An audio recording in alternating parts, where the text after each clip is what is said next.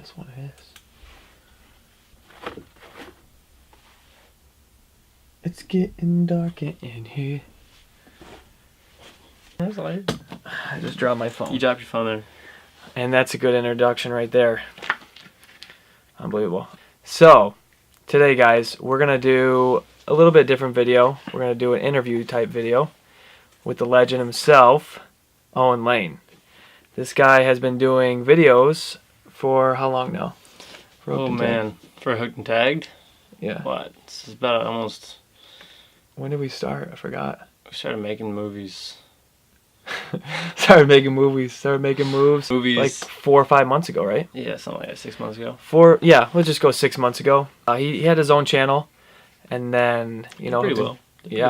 Still has more subs than you do. That's true. Yeah, we got to get the subs up. Actually, at 1,000 subs, we're gonna take a random subscriber on a trip / fan on a trip. Mm-hmm. We're gonna start posting more on the channel. We just got to work out our schedules, and because we're both really busy. Gotta go to school, get that learning. He's going to school, doing his thing, while I'm doing my thing. Eventually we'll be able to get on the same page. Yeah. And get together. But yeah. So anyways, tonight what we're gonna accomplish is we're gonna answer some questions from the Instagram story. We did a poll. We asked people what kind of questions they have when it comes to hunting and fishing, filming in the hunting and fishing industry. And I feel like this is becoming more and more of a big deal in our industry because more and more people are starting to document, and with social media starting to blow up and really starting to take off, it's becoming a huge influence in the hunting and fishing industry. So huge. This has to be addressed eventually, and I haven't really seen anybody really do it yet. Not like specifically, this. I feel like. I mean, there's plenty. Like when I was starting out, like I don't know, years ago. I mean, there was not much on the internet for actual like people that do it for a living. Yeah. Kind of, given their insider info or whatever you'd call it. So yeah. Nowadays, there's a lot more how-to videos and things on how to film and how to do all this stuff.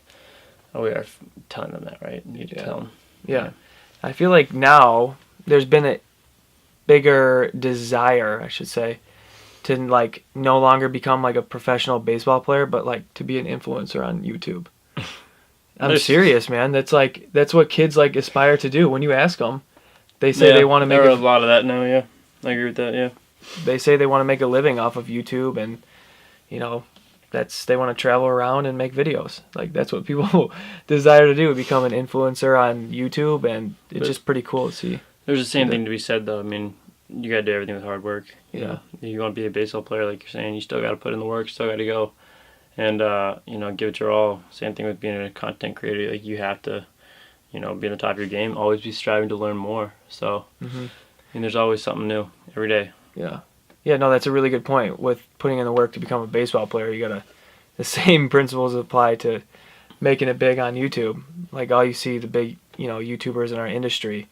They film every day. They put their entire life into whatever they do. It's the number one job. Yeah, and people don't see that. They think that it happens overnight, and it doesn't. Like you don't become a professional baseball player overnight. You won't become an influencer on YouTube overnight.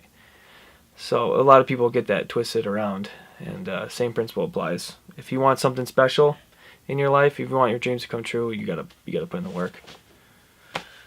We did a poll, and what did I do? You made a poll on Instagram.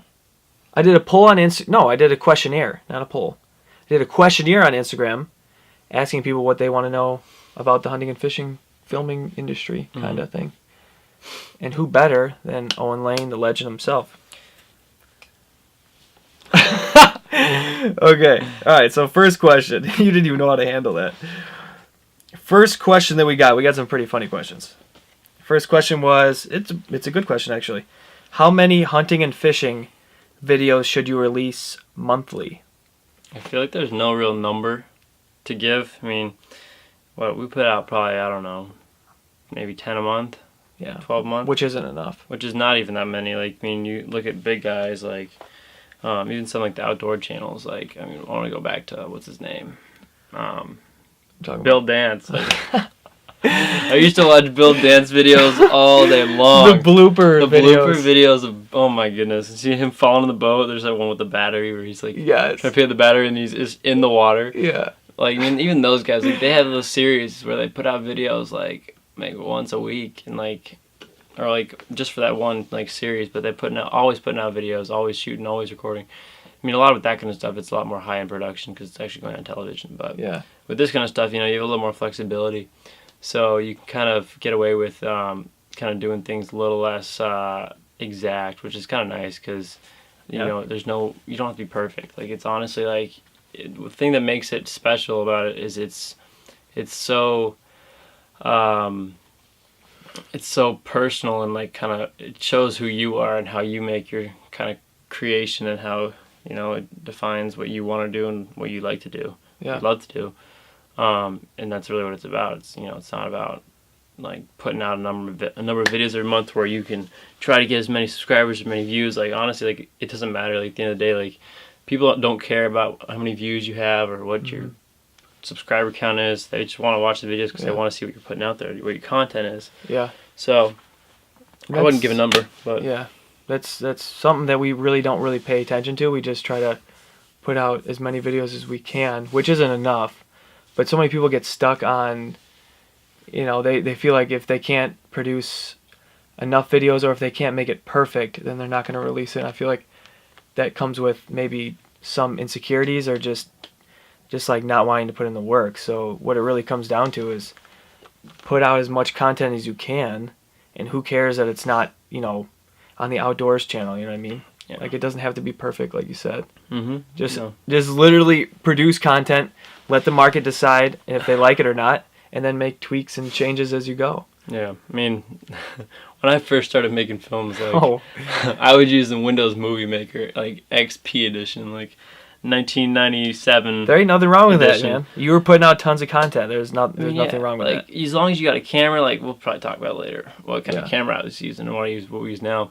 But like, I mean, you gotta start somewhere. Like, it doesn't matter. Like, as long as you're giving out content, like, it doesn't matter how many videos it is. Just what's in the videos. Honestly. But it should be as much as you physically possibly can. Yeah, without the pressure. Yeah, there should be no pressure. You're doing what you love to do, first off.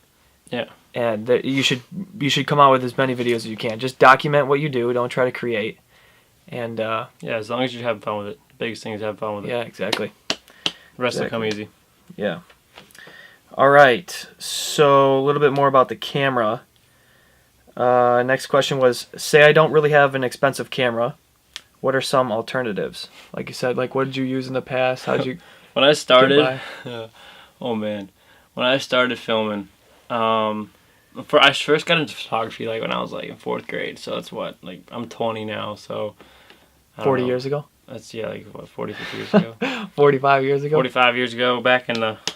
Back in Nam? Back in Nam? No, but I mean, I started shooting then. I had like I don't know, it was like a Canon, like, I got it for Christmas one year or my birthday, I don't remember. But it was like a D30, I think, which is like ancient now. Like, yeah, like, explain, like, people don't really know what, like, terminology means. Just so, like, you got your like Canon, at least. I don't really like Nikon. I don't shoot with like, it wasn't a very expensive camera. No. Maybe like a couple back $100 in the day, maybe? Yeah, probably like $300, $400. Yeah. But like, I mean, back in the day, it was not like, you had like, the megapixel was so low, like the frame rate, I think, even it didn't shoot video at all. It just shot stills. I think they had like, I don't know, 8.7 megapixels, which is just not very good. And then I kind of moved on to I was shooting with a 5D Mark I, which is, I still shoot with that actually just because I love that camera. I mean, it's not the best quality still, but it gets the job done and it gives me some really cool shots. Yeah. So what would you say some alternatives to somebody that can't go with an expensive camera? Like, they can shoot with not so expensive camera. Right. So like when I first started shooting video, like I was using like one of those little flip phones, like, or not flip phones, like the flip cameras, like flip out, and like, you know, like the little hand ones, you're like walking around with it like this. Yeah. Some YouTubers even use their phone too. Oh yeah, you can use your phone, you can use anything, but like what I'm trying to get at is like you don't need an expensive camera to shoot video. I mean, if it shoots video, if it takes audio, I mean, there's even ways to get around if it doesn't take audio. You know, you could record it with your phone or with something else, your iPod on it, whatever. Yeah, you can. Like anything that shoots video, you know, as long as you got something to put it together with at the end of the day, like, it doesn't matter. Yeah. You could be shooting with a 1DX Mark II, or you could be shooting with a, I don't know, iPod Touch.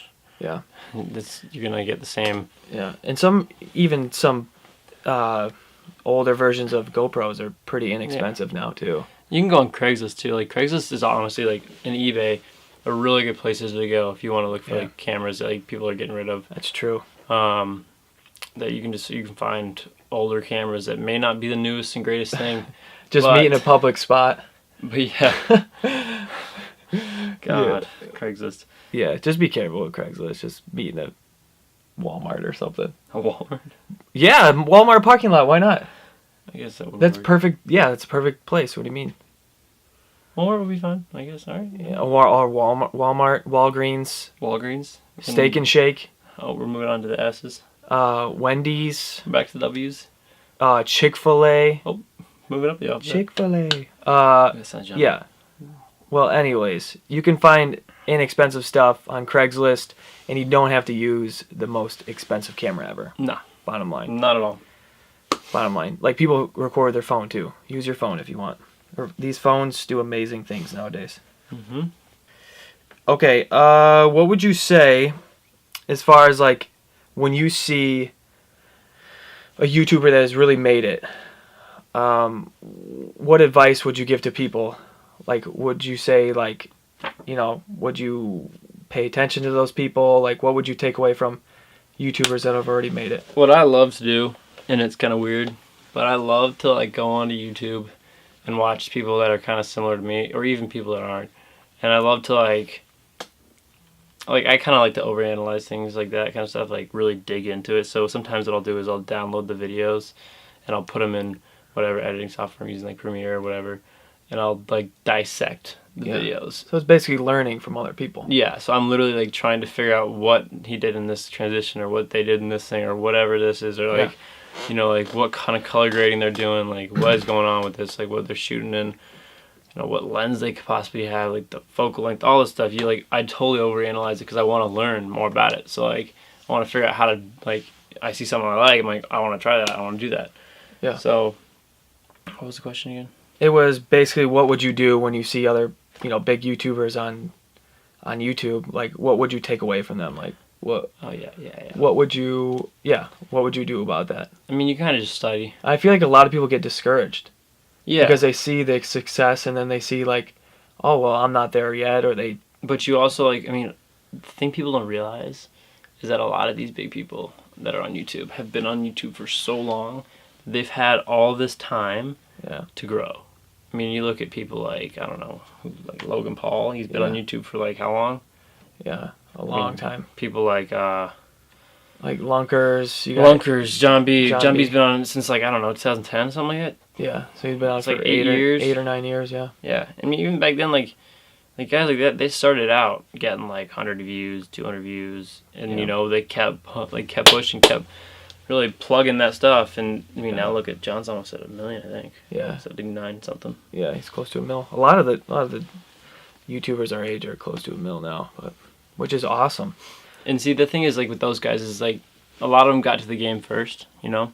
Yeah. But, like, what you have to do is you gotta find that niche that you can fit into and you can kind of exploit, and they just exploit the crap out of it. Yeah, it's good. Which is good. That's how they make it, because no one else has stuff like that. And they're constantly looking for new creative content to put out. Yeah, it's good. And so, you just... Yeah. You figure out what works for you, and you make it work, and you push until you can't push anymore. Because eventually, either you're going to give up, or you're going to make it. Yeah, you're going to innovate and make it. And don't let the fact that you haven't jumped on YouTube or Instagram or Facebook, whatever, right away, like, don't let that actually stop you from starting, if that makes sense. You know what I mean? But back to our original question, I would say, from the people that have made it in our industry, I would say what Owen does is pay very close attention to what they do. And more times than not, they're very willing to help you out. But if not, then that's cool too. Just literally see what they do and learn from it. And, you know, because they're obviously doing something right.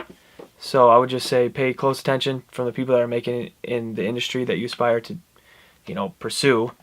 And and learn from them. Watch them closely. I would say pick a handful of people. Don't just watch one person. Say pick a handful of people, pick up on certain styles, and if you really, really want to make it, you'll put in the work and you'll dissect and learn from them. And there's tons of tutorials out there and things you can learn from. I mean, Yeah, there's that's plenty true, of too. stuff. You know, you want to learn how to be a vlogger? I'm sure there's thousands of videos out there. Yeah. People teaching you how to be a vlogger. Yeah. So it's all about how much you're willing to put in the work. Yeah. That's what it is at the end of the day. Yeah. And that's something that we remind each other of often, I would say. Like whenever we get tired after work, or, you know, we really don't want to go out filming or fishing or anything like that. Like Tom today. No, okay, so I didn't go out fishing today. He wanted to go out fishing. And I'm like, let's just kind of finish up this video.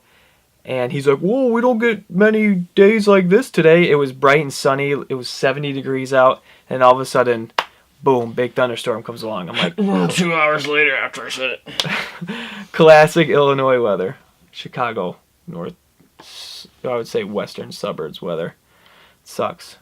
But I honestly, you can't complain. I'm going back on my word, but just don't complain. If you're gonna Work complain, hard. why are you doing Put it? in the work. Yeah. I'd say that's really good.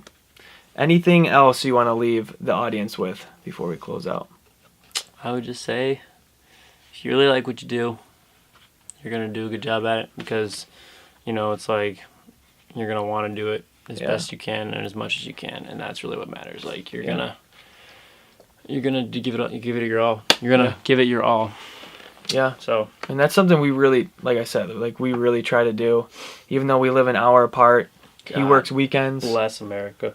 And I'm trying to fish and film with him on the weekends. Like we have to figure that out. Like that's a challenge that we have to figure out. We could just say, oh, forget it, it's not going to work, and not document, not film, even though it's not I may not get the perfect, B-roll angle shots, and come on, Owen, give me some slack. I may not get the best, shots that he would like, but guess what? We roll with the punches and we do it. I suck it up and I edit it anyways. Yeah, he does. See, I give him the film and then he edits, and then we meet up and we create some fire, spontaneous Facebook videos too. So that's really good. Yeah, We do. Like, once we can go full time together, which I really want to happen so bad. Like, I want him to quit school, but yeah, I know. You do? Yeah, I do. I want you to quit school, dude. I can't quit school. Okay, so when you get out of school, then we'll do it. That's crazy talk. This guy. Quit school. School's overrated. Says the one who's already been to college and got his know. degree. I know. But anyways, hope you guys learned something. Fishing, filming, hunting, filming is definitely the next big thing. I feel like it's really exploding over the last couple years. It's really taken off a lot. Mm-hmm. And there's a lot of questions. Our industry is constantly changing, and the content needs to keep rolling, I'd say. You can't stop. Don't let anything stop you from putting out as much content as you can. And we live in a weird industry where being on our phones and hunting and fishing kind of contradict each other. But yeah, get off your phone. Hello. But yeah, I mean, it's just interesting, the era that we live in and what everything's going on with social media. But yeah, it's awesome for hunting and fishing. It really has exploded the industry. But anyways, we're gonna close out. Appreciate you guys watching, and hope you guys learned something. We'll catch you on the next one. Bye. Peace. Hello. I thought you were having a conversation. Like, hey, Owen, what's going on, man? Hey, what is Owen? Hey, my name is Owen. It's such a beautiful day out.